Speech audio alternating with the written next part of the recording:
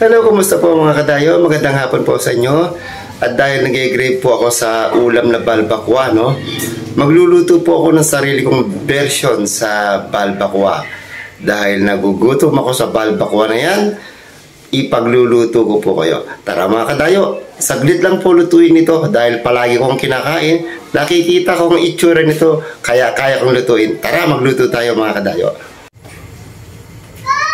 Ayan, at nandito na tayo mga kadayo sa aking maliit na kusina. Mag-uumpisa na po tayo magluto.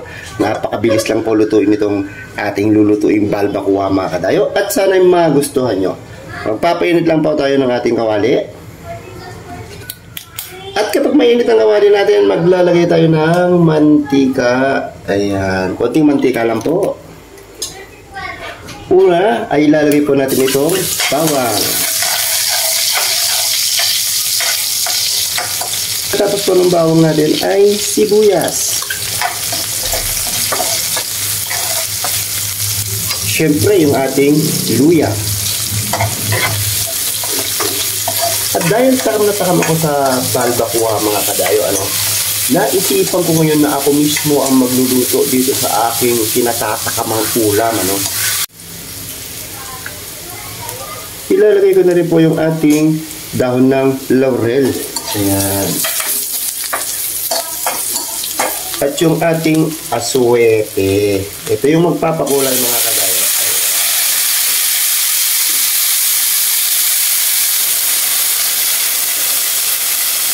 Wow. Mamaya po, magdadagdag na lang po tayo ng aswete, kung kulang pa po yung pagkapula ng ating sabaw.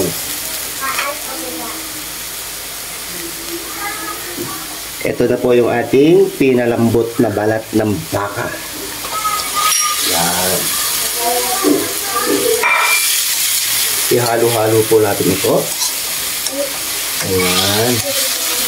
Sundan nyo na lamang po mga kadayo, kung paano ko po niluto itong ating masarap na balbakwa. Maglalagay tayo ng ating dinurog na paminta, syempre. Ayan. Tansya-tansya na lang po tayo, Ayan.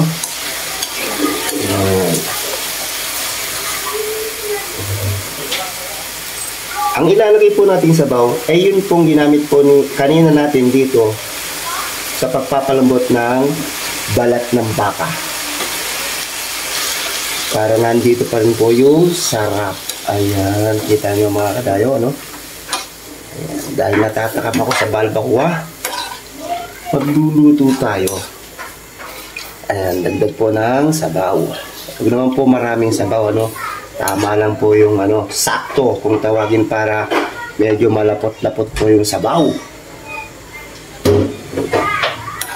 At eto na mga kadayo, papakuluan lang po natin ito at mamaya titimplahan lang po natin. At okay na. Ayan na, titimplahan na po natin mga kadayo. Maglalagay lang po ako ng konting patis. Ito po yung aking panimpla. Bahala na po kayo kung ano pong gusto nyong ilagay sa inyong panimpla, Ang mahalaga pa doon ay makuha po natin yung gusto nating timpla sa ating niluluto para po masarap. Ayan. Itikman po natin. Kung may kulang pa po, idadagdag po natin. Maglalagay lang po ako ng konting rock salt. Mamaya pag kumain po tayo, pag medyo matabang pa po, pwede pa po nating i-adjust yun kasi hindi naman po pare-pareho yung ating panlasa syempre. Maya-maya po lamang ay okay na po itong ating masarap na balbakwa. Pwede rin po kayong maglagay ng sili. Ako po maglalagay po ako mamaya ng sili kapag ako'y kakain na. Pwede nyo rin po isabay dito.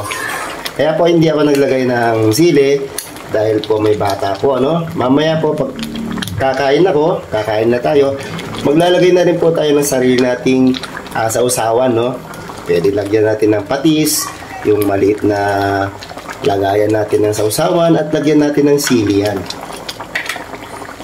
Eto na mga kadayo, yung huling ilalagay po natin yung ating onion string. Ayan, o yung dahon ng sibuyas.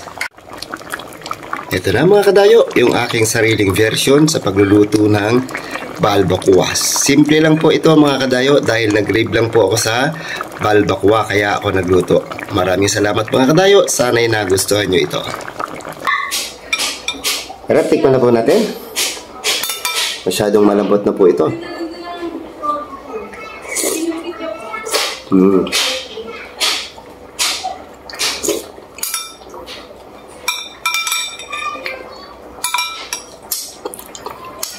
Super lambot.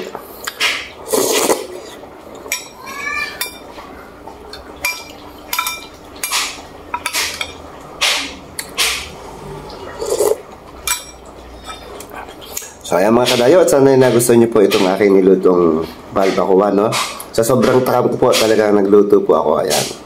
Muli po, maraming salamat po sa inyong panonood at God bless po sa inyo lahat. Hanggang sa muling video po natin.